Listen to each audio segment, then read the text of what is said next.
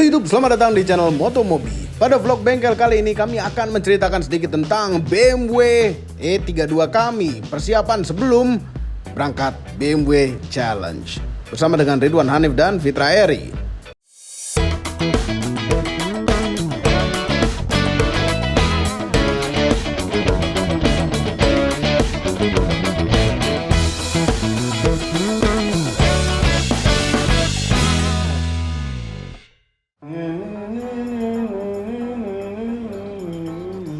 Om Turbo? Ya, Itu BMW seri 7 kita udah siap untuk jalan jauh?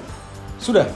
Oh, Memang tidak sempurna, jadi ada beberapa kekurangan. Cuman kekurangan itu nanti nggak akan menjadi masalah di model perjalanan yang bakal kita tempuh.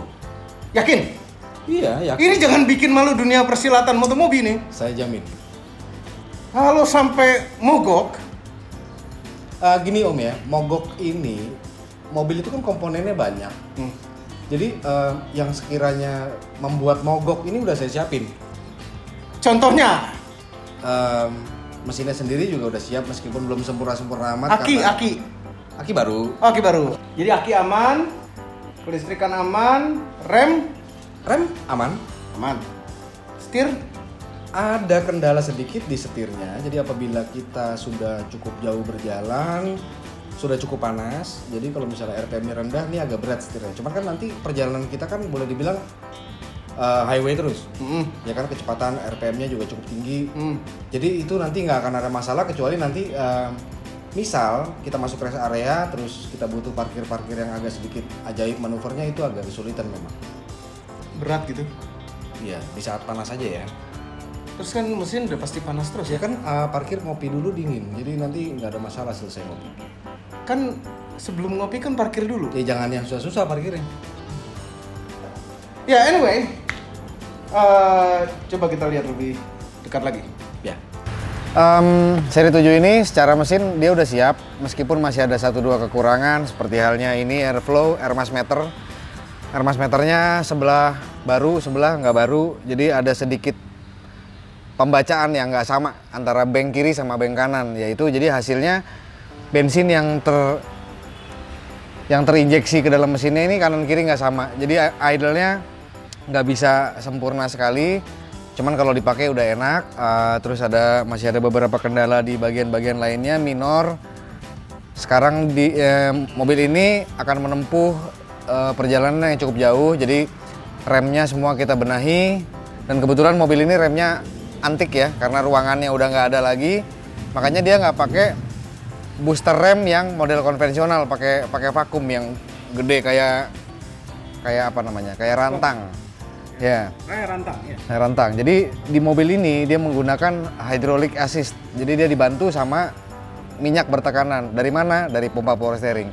Jadi dari pompa power steering itu untuk ngebantu rem, untuk ngebantu setir.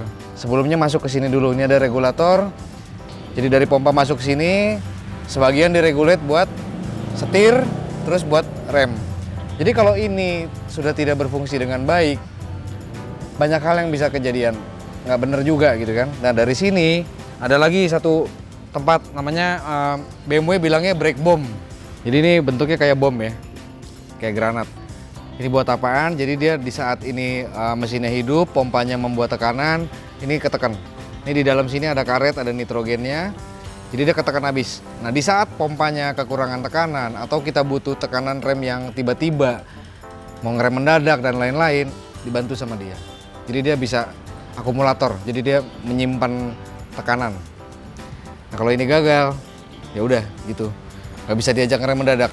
Oke, ya jadi di mobil ini suspensinya bisa terjaga ketinggiannya, berapapun beban yang ada di belakang, namanya self leveling. Itu juga menggunakan pompa yang sama, cuman ada sirkuit yang berbeda dengan tabung minyak yang sama.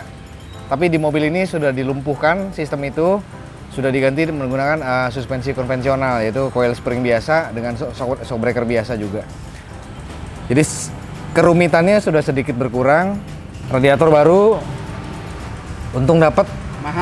Mahal, radiatornya udah tidak terselamatkan lagi kemarin karena udah terlalu banyak kerak-kerak kotoran deposit di dalamnya. Jadi di balik kotorannya itu korosi. under deposit corrosion. Jadi begitu kita bersihkan, bolong. Dicoba dilas nggak bisa. Oke, terus udah gitu kita pergi ke Engine mounting udah baru semua kan? engine mounting udah baru. Jadi pas kemarin kita bongkar mesinnya sekalian diganti. Ini transmission mounting. Yang kita lepas dari mobilnya bentuknya seperti ini. Lihat, ini bentuknya sudah aneh ya. Mewah. Iya, barunya seperti ini. Bandingkan. Ya. Udah gepeng, miring lagi kan. Jadi ini juga karetnya udah keras banget, udah nggak seelastis ini. Jadi dia gunanya rubber mounting ya. Jadi dia menyerap sebagian dari getaran yang ditimbulkan mesin dan transmisi diredam di sini. Sedangkan kalau misalnya ini udah membatu seperti ini, getaran yang ditimbulkan juga pasti akan diteruskan ke bodinya, jadi mengurangi kenyamanan. Berisik, 2 tak. Itu Xenia V8 kapan terakhir ganti oli? Terus terang saya lupa, kayaknya udah cukup lama ya. Udah cukup lama? Sebaiknya segera diganti lah. Oli itu harus rutin gantinya. Iya memang. Cuman kan saya juga orangnya pelupa, jadi harus bantu diingatkan. Iya, odometernya itu trip meternya nggak ada ya? Nggak bisa jadi acuan. Bisa jadi acuan? Nggak bisa. Ganti oli itu apa acuannya? Acuannya sebenarnya kilometer. Ya, iya, makanya kan trip meternya mati. Odometernya mati. Ya sekarang Bukan mati sih, kalau di sini tergantikan. Kita pakainya feeling meter. Oh, feeling meter. Ya. Itu on condition. On condition. On condition. Apabila ingat. Apabila warnanya sudah agak gelap, diganti. Iya, jadi ya itu. Terus kita ganti apa olinya? Saya ini pengen coba, jadi ada produk baru, nggak baru sih sebenarnya, produk Shell. Produk Shell dia punya teknologi yang nggak kayak oli biasa ya. Maksudnya oli biasa kan bahan dasar kan crude oil, minyak bumi gitu ya. Ini dari gas coconut alam. oil. Oh, kan. Ini dari gas alam. Oke. Logikanya kan gimana gas? Gas kok? Oh, gas bisa jadi oli itu gimana Iya, sih? makanya jadi ada beberapa step-step yang saya udah pelajarin ya dikit-dikit ya. Jadi ada gasifikasi lah, ada terus udah gitu nanti disintesis. Sintesis saya lupa gua. Jadi pokoknya dari bentuk gas itu terus dirubah menjadi liquid. Nah, karena gas sendiri itu kan nggak ada impurity-nya, nggak ada pengotornya.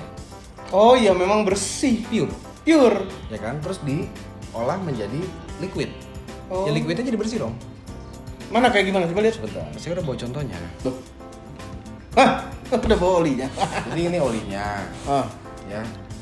Shell Helix Ultra. Dia punya viscosity macam-macam ya, ada 020, ada 540 dan ada 530. Saya juga nggak gitu hafal ya. Jadi ini bagus. Pure Plus itu apa artinya? Ini Pure Plus ini kayak macam trademark. Jadi ini trademark yang mengubah gas alam menjadi sebuah pelumas. Oh, itu Pure Plusnya. Ya, jadi Pure pure Plus. gitu, bersih ya. Ya, dinamain Pure Plus mungkin karena ya pure itu tidak ada impurity. Oh, Oli ESN. sepanjang perjalanan oli kan sudah mengalami ada kemajuan teknologi juga di dalam oli. Jadi oli dulu tuh oli sekarang nggak kayak oli dulu. Udah istilahnya udah berteknologi juga lah. Gitu. Oke, udah ganti sekarang nih.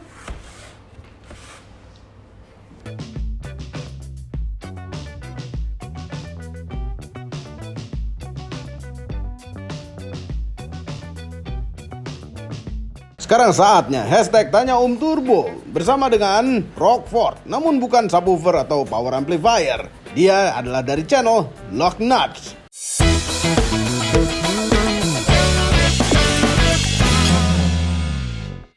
Halo YouTube dan para auto junkie, selamat datang kembali ke vlog bengkel dari Om Mobi. Dan sekarang kita di sini bersama Om Turbo nih. Ya, sesi Q&A. Sesi Q&A hashtag Tanya Om Turbo. Dan kali ini kita udah dapat beberapa pertanyaan nih, udah kita rangkum ya Om ya. Ya. Nah, kita mulai pertama dari pertanyaan dari Ahmad Afandi nih Om. Yes. Hashtag Tanya Om Turbo. Assalamualaikum Om, jelasin dong kenapa Hemi engine jarang dipakai untuk mobil komersil. Thank you dan sukses selalu.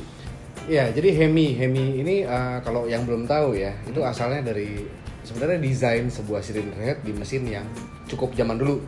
Hemi spherical. Jadi desainnya begitu deh, businya di tengah. Yang pada waktu itu desain ini cukup inovatif Pada masanya ya? pada masanya, ya kan. Jadi makanya begitu terkenalnya. Tapi kalau di zaman sekarang ini udah nggak ada canggih-canggihnya sebenarnya. Hampir semua mobil biasa juga bentuknya seperti ini. Kenapa nggak dipakai di mobil komersil? Karena Hemi ini lahirnya kan dari dunia racing dulu. Jadi dulunya dipakai di dunia balap, di NASCAR dan lain-lain gitu kan. Jadi memang nggak pernah dipasang di mobil komersil yang lebih identik ke truk. Mungkin lebih ke durabilitasnya gitu-gitu kali ya. Iya, nggak sesuai kebutuhan sebenarnya kan. Cuman kalau di mobil double cabin, gede-gede di US sana gitu kan ada yang memakai Tetap mesin memakai. ini, ada. Cuman biasanya memang lebih arahnya ke performance. Performance.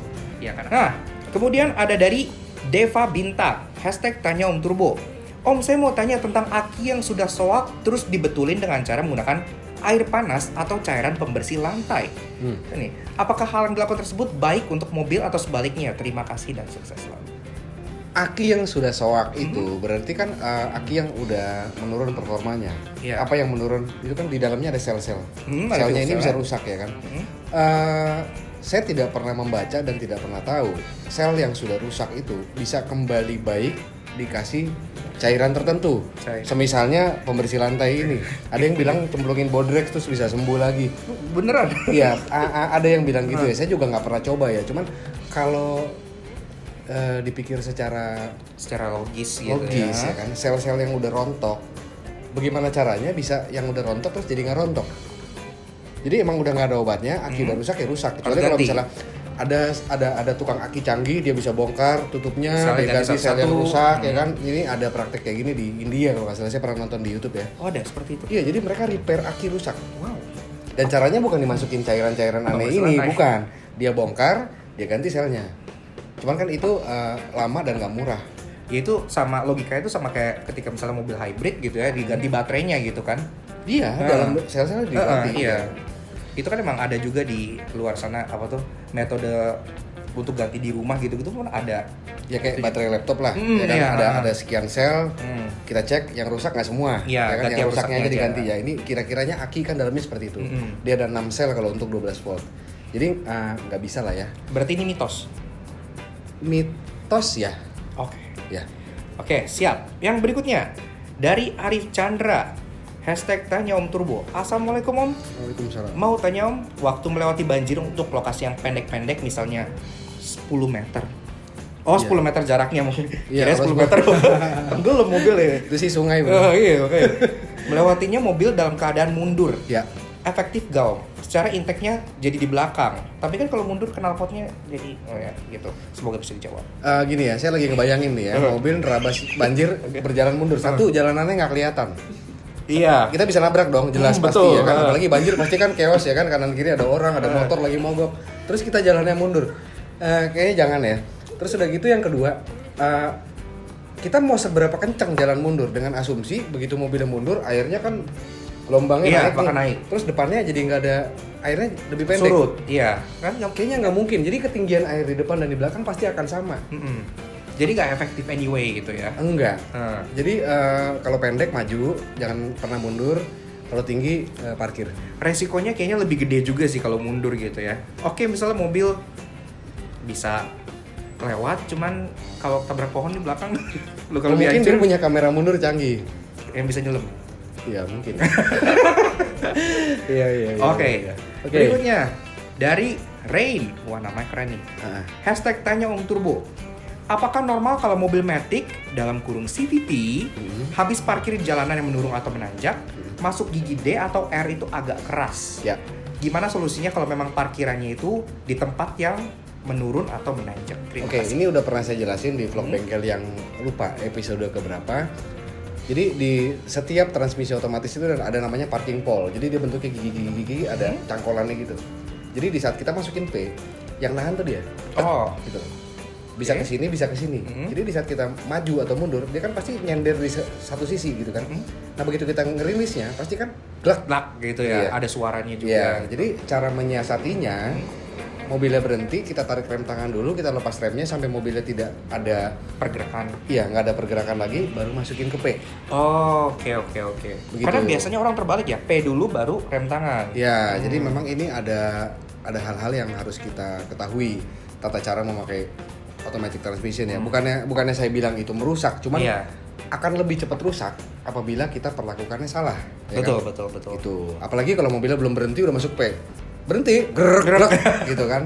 Boleh dicoba, cuman ya rusak ntar ya. Ya, nah itu tips juga tuh bagi kalian yang punya transmisi Ya. otomatis. Dan berarti nggak cuma CVT, semua otomatis ya. Yes. Nah, ya kalau pengen parkir, mau di tempat turun, mau di tempat naik gitu, lebih baik di rem tangan dulu. Rem tangan baru dulu, masuk brake. lepas remnya, jadi benar-benar dia udah nggak ada Stasioner gitu Iya, ya. jadi bener mobilnya udah berhenti benar baru masuk brake. Oke. Gitu. Siap. Sudah jelas Rain? Kita lanjut lagi ke berikutnya dari Andi Virgiawan.